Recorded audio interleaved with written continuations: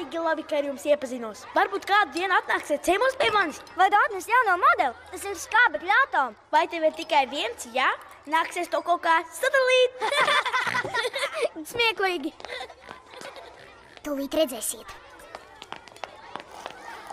Kas te tev tur ir, Šermen? Slapjā vai sausā? Man ir mazie burkāniņi, organiskā ābolu sula un sviestmaize ar tunci. Tur ir daudz trešo omegu. Tātad tu ēd cilvēku ēdienu.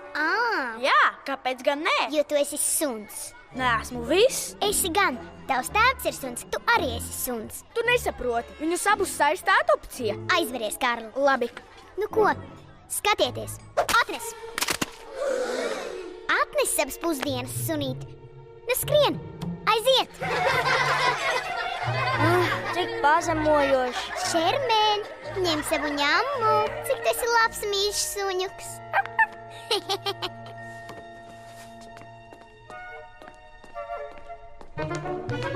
Kas tad tas? Tā ir mana, tūlīt atdod. Kas tas ir? Svilpe?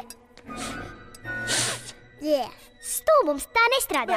Tā ir suņu svilpe, Penī. Tā iedarbojas frekvencē, ko dzird tikai suņi. Aizver savu muti. Labi. Penī, tā svilpe ir mans privāti īpašums. Atdod! Lec, sunīt, lec! Es neesmu suns! Sajamies, Šerman!